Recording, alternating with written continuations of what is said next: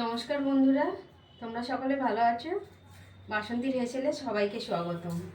তো আজকে আমি নতুন রেসিপি নিয়ে চলে এসেছি একটা। তো আমি দেখাচ্ছি। এই দেখুন বন্ধুরা, ছোট্ট ছোট্ট আলু খুদে খুদে আমি দুখানা করে কেটে নিয়েছি। এবারে আমি আলুটাকে সেদ্ধ করে দেবো, একটুখানি গরম জল দিয়ে আগে সেদ্ধ করব। আমি প্রথমে গ্যাসটা জ্বালিয়ে নিলাম, কড়াটা বসিয়ে দিয়েছি। এবারে আমি জল দিয়ে দিচ্ছি।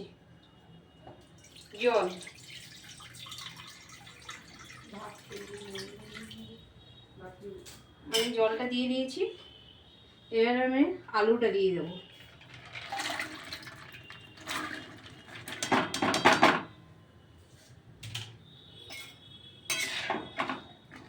এবারে এই জলের সাথে আমি পরিমাণ মতো নুন দিয়ে দেবো।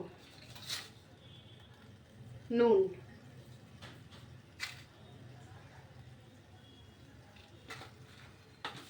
এবার আমি একটু হলুদ দিয়ে দেবো। হলুদ, ব্যাস এটাকে আমি কিছুক্ষণের জন্য সেদ্ধ করার জন্য রেখে দিচ্ছি। ঢাকনাটা দিয়ে দিলাম। আলুটা সেদ্ধ হয়ে গেছে। এই যে আলুটা সেদ্ধ হয়ে গেছে, আমি জল ঝরিয়ে নিয়েছি। আলুটা দেখুন, ছোট্ট ছোট্ট ডিমের মতন আলু। আর এইগুলো আমাদের এখানে পাওয়া যায় না, এইগুলো মেদিনীপুরে পাওয়া যায়, আমাদের দেশের বাড়িতে। সেইখান থেকে আমি এই আলুগুলোকে এনেছি। তো তার জন্য আমার ভাজার জন্য লাগছে পেঁয়াজ বাটা আর লঙ্কা গুঁড়ো দিয়ে আমি ভাজবো।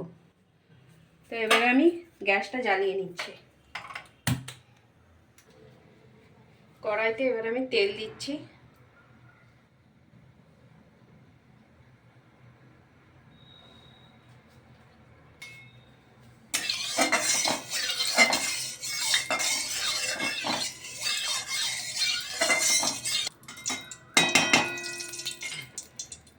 আলুগুলো দিয়ে দিচ্ছি। এবার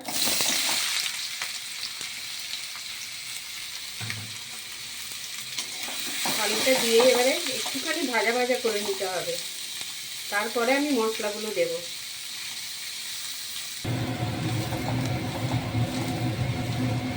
আলুটা আমার একটু ভাজা ভাজা হয়ে গেছে। এবারে আমি পেঁয়াজ বাটাটা দিয়ে দেব। পেঁয়াজ,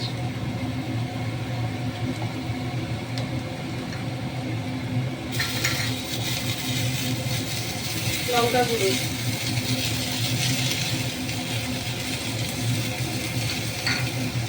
এটাকে দুটোকে একসঙ্গে মিশিয়ে ভাজবো। দেখো বন্ধুরা, আলুটা কিন্তু ভাজা হয়ে গেছে আমার। আর নামাবার আগে আমি একটু 5 ফোড়ন দিয়ে দেবো।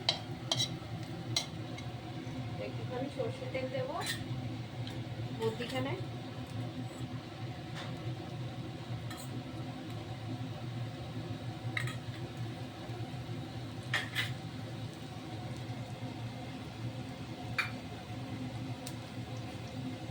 একটুখানি 5 ফোড়ন দিচ্ছি।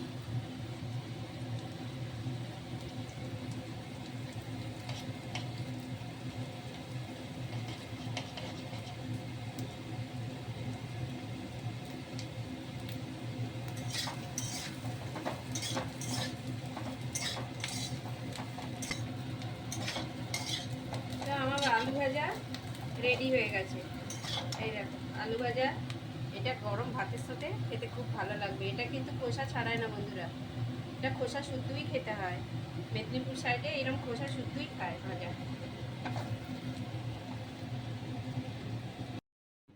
আলু ভাজা আমার রেডি।